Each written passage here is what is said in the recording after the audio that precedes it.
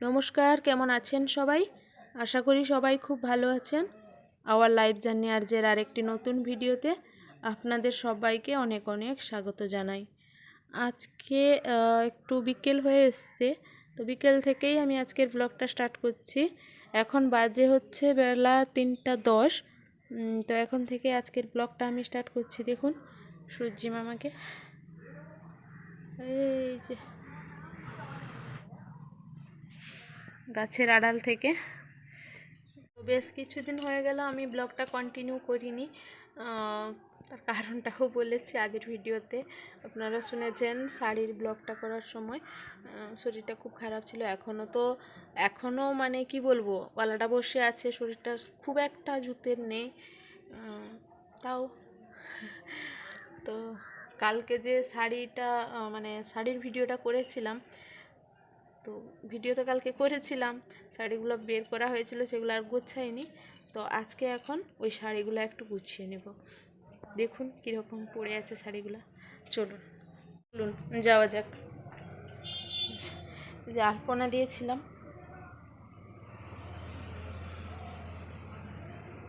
এটা কিন্তু মানে কি বলে, অগ্রহায়ণের মাসের শেষ বৃহস্পতিবারে আলপনাটা দিয়েছিলাম। আর তো আমাদের পৌষ মাসে দেওয়া হয় না, তো আলপনাটা আছে আর মোছা হয়নি। ভাল লাগে আলপনা দিতে। আরও একটা ঘরের সামনে আছে, দেখাচ্ছি। এই যে এটা আবার অন্যরকম একটু পা। আলপনাগুলো ছোট্ট ছোট্ট, কীরকম লাগলো বলবেন। তো চলুন এবার ঘরের দিকে এগিয়ে যাই। এই যে স্নান টান করে এলাম, যে শাড়িটা মেলা আছে, এই যে ঘরে ঢুকে পড়ছি। এই যে এখনও আছে, এই যে এইগুলার মধ্যেই ঢোকাবো। আর এই যে নতুন ব্যাগটা আছে, এই যে এটাও প্যাকেট করে রাখবো গুছিয়ে। তো এই শাড়িগুলো ঢুকিয়ে নিই, তারপর দেখা করছি। এইগুলাতে শাড়ি রাখার একটাই সুবিধে, একটার মধ্যে অনেকগুলো শাড়ি ধরে যায়, আর আলমারিতে রাখারও সুবিধে হয়। ব্যাস, এই জন্যই আমি এগুলা কিনে রেখেছি। আর শাড়ি ভালো থাকে, সবচেয়ে বড় কথা হচ্ছে এর মধ্যে কাপড় রাখলে কাপড় ভালো থাকে। অনেক সময় আমি ভালো কাপড়গুলোর মধ্যে খবর কাগজ দিয়ে, মানে খবর কাগজে মুড়িয়ে রাখি।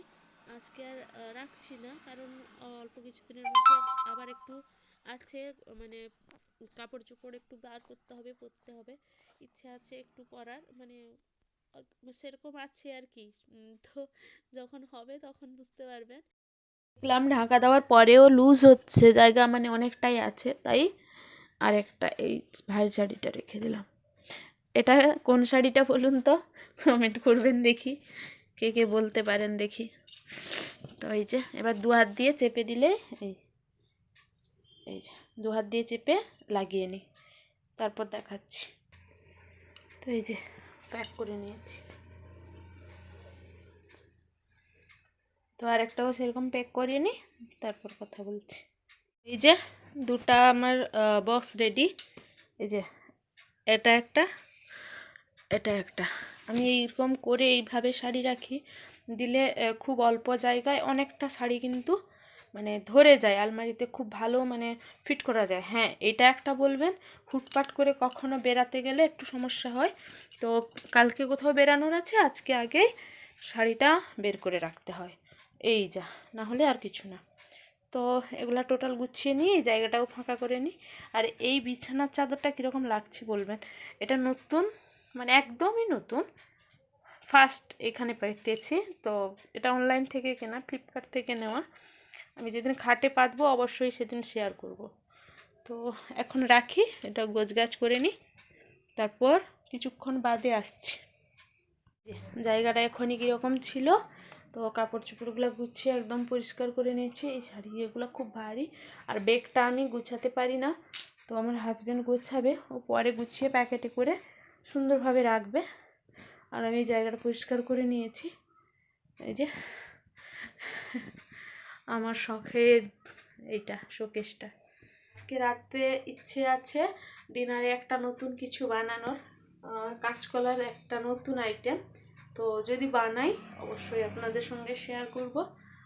ইচ্ছে তো আছে বানানোর, তো দেখা যাক কে খাবে কে খাবে না আগে জিজ্ঞেস করে নিই।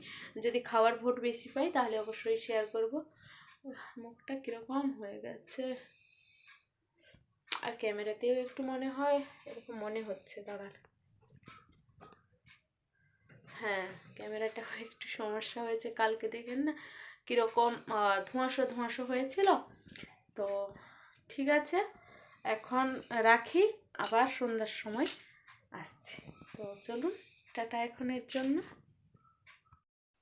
তো সন্ধ্যার সময় ফার্স্টে আমি জল ভরে নিলাম, মানে জগে করে জল নিয়ে নিলাম।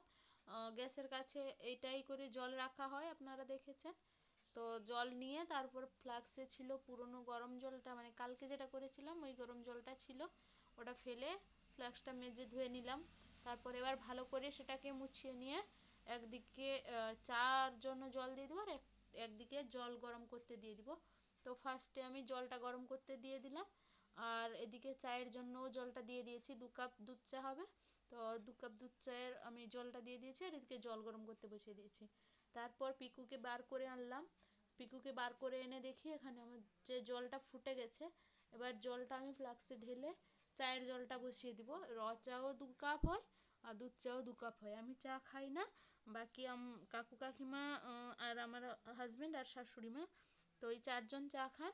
মানে 2 শাশুড়ি বলতে গেলে, কাকি শাশুড়ি আর আমার শাশুড়ি লাল চা, আর হচ্ছে কাকু আর আমার হাজবেন্ডের হচ্ছে দুধ চা। তো আজকে চায়ের সঙ্গে এই পপকর্নগুলো ঢেলে দিচ্ছি। এসছিল ওই রাশের সময় এসছিল, তো ছিল কয়েক প্যাকেট ছিল, 4 প্যাকেট মতো ছিল, 2 প্যাকেট নিয়ে এসছি আজকে। তো বাটিতে করে চা আর পপকর্ন দিয়ে দিচ্ছি আজকে। তো খেয়ে নিন, মানে চা লাল চাটা তো তাড়াতাড়ি হয়ে গেল, দিয়ে এলাম। তারপর ওই যে দুধ চাটা করে নিলাম। এবার ছানাটা করব। তো এসেই ছানাটা করব।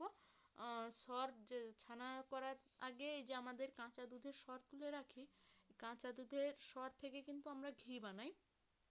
তো এইভাবে এক একজন সবাই চলে এসেছিল পরপর, সবাইকেই চা দিয়ে দিয়েছিলাম। একটা প্যাকেট লাস্টে দিয়ে দিলাম, তারা বললো আমরা ভাগ করে খেয়ে নিব, মানে কাকিমা আর আমার হাজবেন্ড দুজনে তারা ভাগ করে খেয়ে নিয়েছে। আমি এদিকে ছানাটা করে নিয়ে নিয়ে চলে এসেছি কাঁচকলাটা। কাঁচকলাটা ভালো করে কেটে ধুয়ে পরিষ্কার করে নিয়েছি, আর সঙ্গে দিয়েছি একটা মাত্র আলু। আলুটা আমি একটু দিয়েছি, মানে ভালো লাগবে। আপনারা আলুটা না দিলেও পারেন, যাদের ওই যে ডায়াবেটিস মানে থাকে না, ওরা তো আলু খায় না, আলুটা সেই সূত্রে আপনারা না দিলেও পারেন। তো সেটা দিয়ে ভালো করে 2টা সিটি দিয়ে নিয়েছি। 2টা সিটি দিয়ে নিয়ে ওটা দেখুন ওই যে ভালো করে সেদ্ধ হয়ে গেছে, বের করে এনেছি। ব্যাপারটা হচ্ছে নুন আর সামান্য হলুদ দিয়েছিলাম, পরিমাণ মতো নুন।